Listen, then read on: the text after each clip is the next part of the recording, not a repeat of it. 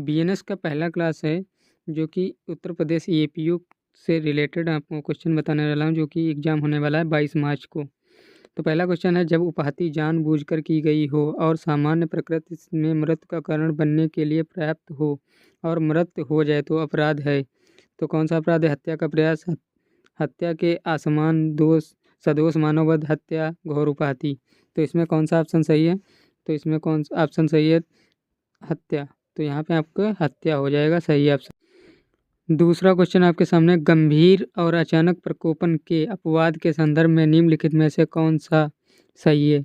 गंभीर और प्रकोपन के अपवाद के संबंध में कौन सा सही है? तो प्रकोपन को अपराधी द्वारा स्वेच्छा से उकसाया नहीं जाना चाहिए। निजी बचाव के अधिकार का वेद प्रयोग प्रकोपन का कारण नहीं बनता। कानून के पालन में लोक सेवक द्वारा शक्ति का वेद प्रकोपन के बराबर नहीं है। तो यहाँ पे सही ऑप्शन कौन सा हो जाएगा? सही ऑप्शन आपका हो जाएगा डी वाला। डी वाला उपयुक्त सभी मतलब सही है इसमें। तीसरा क्वेश्चन है, बीएनएस का कौन सा प्रावधान यह कहता है कि यदि अपराधी लोक सेवक होते हुए या लोक न्याय की उन्नति के लिए काम करने वाले लोक सेवक की सहायता करते हुए कानून द्वारा उसे दी गई शक्तियों का अतिक्रमण करता है तथा ऐसे कार्य करके मृत्यु का कारण बनता है जिससे वह सद्भावपूर्वक ऐसे लोक सेवक के रूप में अपने कर्तव्य के समुचित निर्वहन के लिए वेद और आवश्यक मानता है तथा उस व्यक्ति के प्रति दुर्भावना के बिना जिसकी मृत्यु का कारण बनता है। तो ये धारा और कौन से अपवाद, धारा 101 के कौन से अपवाद में आएगा? तो ये धारा 101 के कौन से अपवाद में आएगा? तो यहाँ पे सही ऑप्शन कौन सा होगा? धारा 101 के अपवाद 2, धारा 101 के अपवाद के 3, धारा 101 के अपवाद 4, धारा 101 के अपवाद 5। तो इसमें राइट आंसर हो जाएगा बी, धारा 101 के अपवाद 3 के अंतर्गत। चौथा क्वेश्चन है यहाँ पे, ए ने हत्या के आशय से जेड को जहर की घातक खुराक दी और फिर जब जेड अभी भी जीवित था एक अजनबी बी ने ए की जानकारी के बिना जेड पर हमला किया और उसे गोली मार दी। तो ए और बी दोनों हत्या के दोषी होंगे। ए सदोष मानववध का दोषी होगा और बी हत्या का दोषी होगा। ए हत्या के प्रयास का दोषी होगा और बी हत्या का दोषी होगा। ए और बी हत्या करने के लिए उकसाने का दोषी होगा, बी हत्या का दोषी होगा। तो इसमें कौन सा आंसर सही है? तो इसमें सी वाला ऑप्शन सही है। ए हत्या का प्रयास का दोषी होगा और बी हत्या का दोषी होगा। पांचवा क्वेश्चन है, एक्स का आशय ए को मारना था लेकिन बी को मार डाला जिसे मारने का उसका कोई आशय नहीं था, किंतु सिद्धांत के तहत एक्स बी की हत्या के लिए उत्तरदायी है। मेन सीरिया का सिद्धांत, देश के हस्तांतरण का सिद्धांत, विस्तरित देश का सिद्धांत, एजेंसी का सिद्धांत। तो इसमें कौन सा ऑप्शन सही है? तो इसमें आपका आंसर सही हो जाएगा बी वाला। तो बी वाला ऑप्शन आपका सही है, स्वदेश हस्तांतरण के सिद्धांत। अगला क्वेश्चन है यहाँ पे, बीएनएस की कौन सी धारा हिट एंड रन मामलों के अपराध के लिए प्रावधान करती है? हिट एंड रन कौन सी धारा आपको प्रावधान करती है? तो यहाँ पे धारा 106 का 1, धारा 106 का 1, धारा 106 का 2, धारा 105 का 2।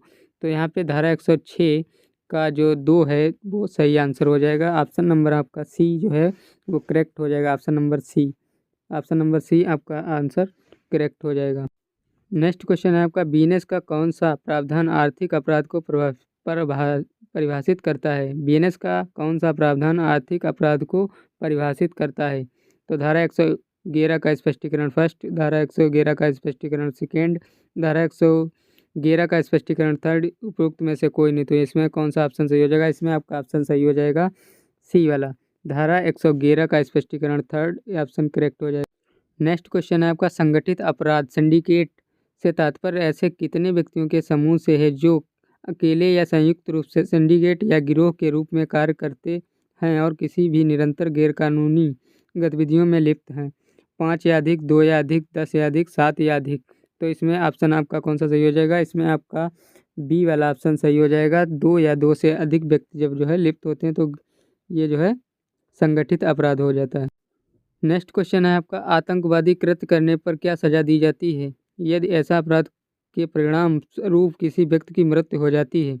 मृत्यु, आजीवन कारावास और जुर्माना, मृत्यु, आजीवन कारावास या 10 वर्ष तक का कारावास और जुर्माना, आजीवन कारावास या 10 वर्ष तक का कारावास और जुर्माना, आजीवन कारावास या 7 वर्ष तक का कारावास और जुर्माना।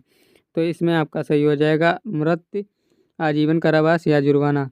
करेक्ट आंसर आपका हो जाएगा ये आपका करेक्ट आंसर। नेक्स्ट क्वेश्चन आपका है, कोई भी उपहाति गंभीर मानी जाती है यदि इससे पीड़ित को गंभीर शारीरिक दर्द होता है या वह निम्नलिखित अवधि के दौरान अपने सामान्य क्रियाकलापों को करने में असमर्थ हो जाता है। 15 दिन, 20 दिन, 25 दिन, 30 दिन। तो इसमें कितने दिन होते हैं? तो इसमें 15 दिन होते हैं।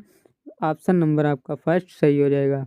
ये ऑप्शन इज। नेक्स्ट क्वेश्चन आपका है, इनमें से कौन सा कृत्य गंभीर उपहाति पहुंचाने के बराबर है? हॉकी स्टिक से पीटना, हॉकी स्टिक से पीटना, नपुंसक बनाना, दोनों, इनमें से कोई नहीं। तो यहाँ पे 11 का ऑप्शन आपका बी सही हो जाएगा, नपुंसक बनाना। Correct answer is B. Next question आपका है, ए धमकी देता है कि अगर जेड उस रास्ते से जाता है जिस पर जेड को जाने का अधिकार है तो वह जेड पर एक जंगली कुत्ता छोड़ देगा। ए ने कौन सा अपराध किया? कोई अपराध नहीं किया। उपहाति पहुंचाने का अपराध किया। गलत तरीके से रोकना, गलत तरीके से बंधक बनाना। तो इसमें कौन सा सही हो जाएगा?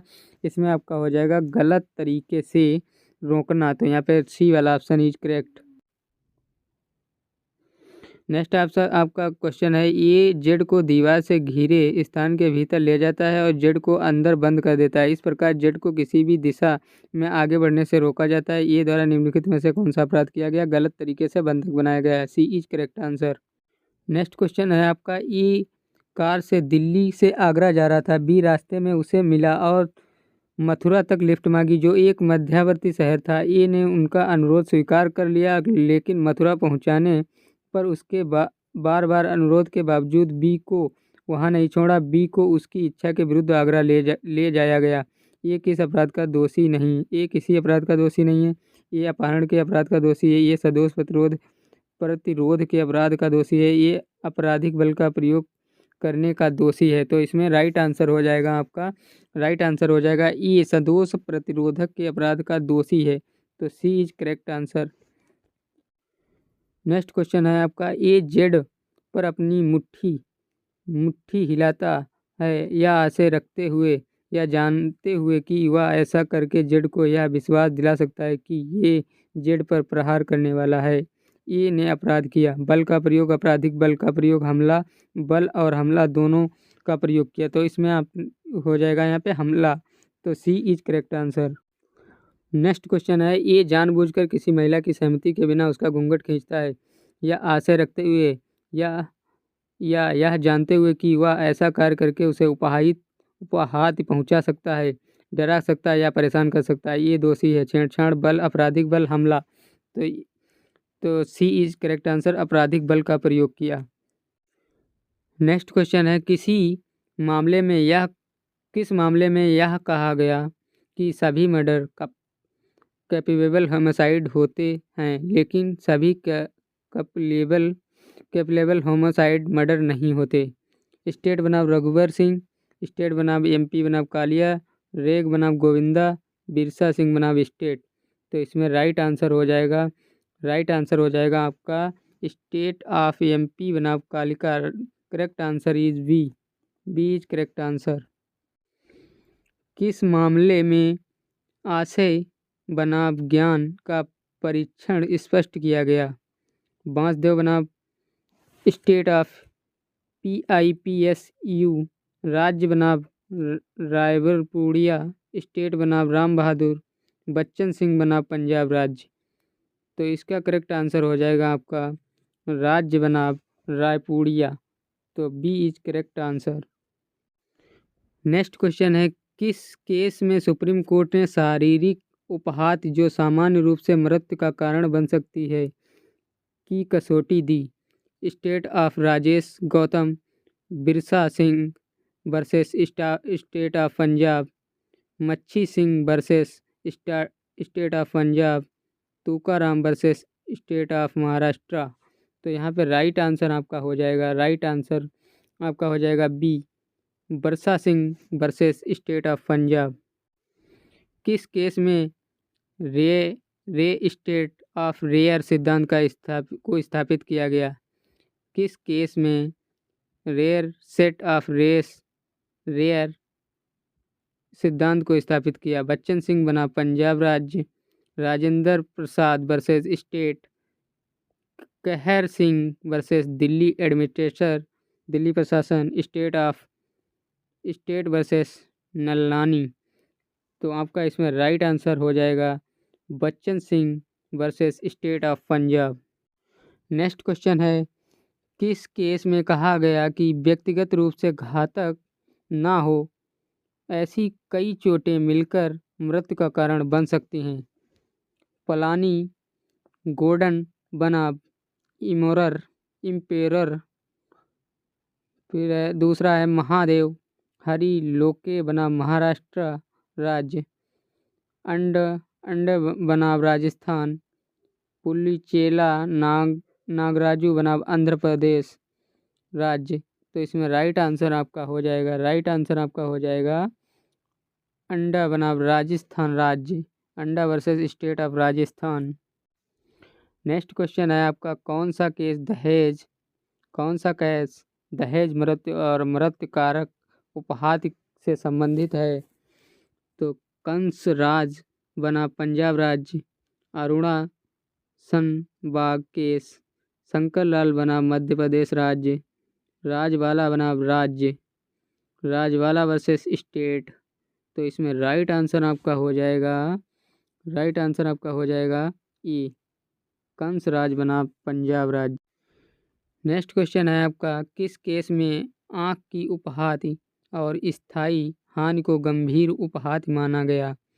तो state of Kerala versus Tannupalia, state of Maharashtra versus Bandhu, Tukaram versus state of Maharashtra, Mohammad Anwar versus state. तो इसमें राइट आंसर आपका हो जाएगा D, Mohammad Anwar versus state, Mohammad Anwar versus state right answer हो जाएगा। अगला क्वेश्चन है आपका, किस मामले में कहा गया कि गर्म लोहे की छड़ से उपहात पहुंचाने का आशय गंभीर उपहात के लिए पर्याप्त है? Harendra Nath versus state, Ishwar Singh versus state of UP, Ramlal versus state, Tukaram versus state. तो इसमें राइट आंसर आपका हो जाएगा बी, ईश्वर सिंह बनाम उत्तर प्रदेश राज्य। अगला क्वेश्चन है, किस मामले में अचानक लड़ाई और उत्तेजना के कारण हत्या को गैर इरादतन हत्या में बदला गया? K M Nanavati versus state of Maharashtra, state of TN versus Krishna, Sudarshan versus state, Shankar Lal versus state.